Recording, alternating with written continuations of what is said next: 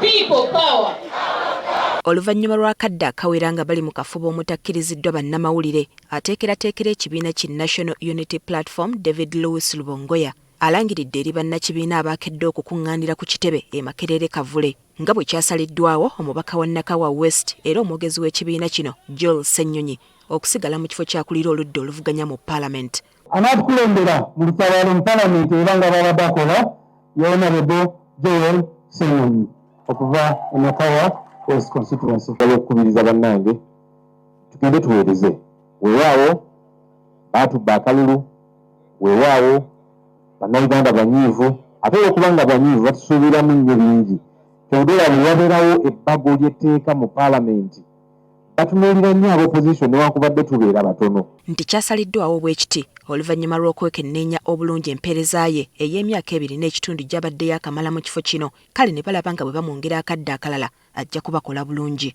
Ekibiina era kironze omubaka wa Manjiya County John Baptist Nambeshe ku kifo kya kamisono wa Parliament n'omubaka wa Jinja South East Paul Mwiru nga nnampala w'oludda oluvuganya ng'amyukibwa omubaka omukyala ow'Akayunga Harriet Nakwedde ng'ono era agenda kukola nga minisita ow'ekisiikirizo ow'ensonga za president.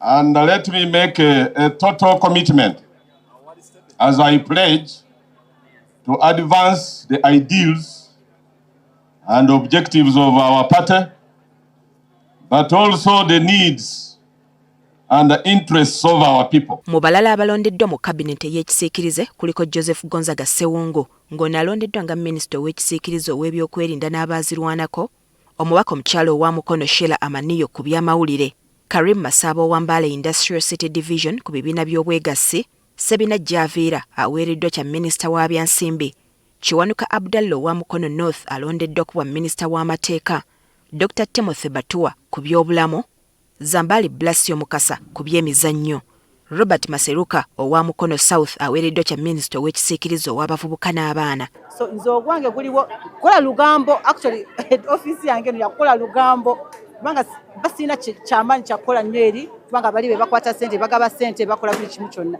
Kati nze ogwange kola lugambo bagambe nti wano balimba. Buvunaanyizibwa tulina kukukola n'okuba nga tufaayo ino okulwana nti ebiyiiye oba abantu abava mu entertainment industry okuba nti ebiyiiye byabwe protected by the corporate nga bwe media nga mukyogerako. Ekibiina era kifulumizza olukalala lw'ababaka abalondeddwa okukubiriza obukiiko bwa paalamenti obw'enjawulo obuvunaanyizibwa ku ludda oluvuganya. Omubaka wa Kyaddondo East Muwada Nkunyingi yalondeddwa okukubiriza akakiiko ka paalamenti akalondoola ensaasaanya y'ensimbi y'omuwi w'omusolo mu bitongole bya gavumenti akakkosase ngono waakumyukibwa omubaka wa Kira Municipality George Musisi. Omubaka wa Kasanda North Patrick Nsambawo Shabe alondeddwa okukubiriza akakiiko akalondoola ensimbi y'omuwi w'omusolo aka Public Accounts Committee ngono waakumyukibwa Sarah Ransasula omubaka omukyala owa Jinja. Akakiiko akavunaanyizibwa ku kulondoola ebisuubizo bya gavumenti aka Government Assurance Committee kakukubirizibwa omubaka wa Mityana Municipality Francis Zaake ng'amyukibwa omubaka omukyala owa Soroti munna FTC Anna Adeke Ebajjo. Akakiiko ka gavumenti ez'ebitundu kagenda kukubirizibwa omubaka wa Mukono Municipality Betty Namboze Bakireke ng'amyukibwa owayiganga Abedi Nassam Diobole. Yakola eddimu eryo awatali kutya ate awatali kuttira muntu yenna ku liiso kubanga buli we tutaasa munnayuganda omuwi w'omusolo okuba nti afuna emigaso mu ssente eziba appropriated oba eziteekebwa mu bitongole bino. Mu ngeri y'emu ekibiina ki National Unity Platform era kironze Irene Nampala muganda w'omugenzi Hellen Nakimuli okukikwatira bbendera mu kulonda kw'okujjuza ekifo ky'omubaka omukyala owa Kalangala.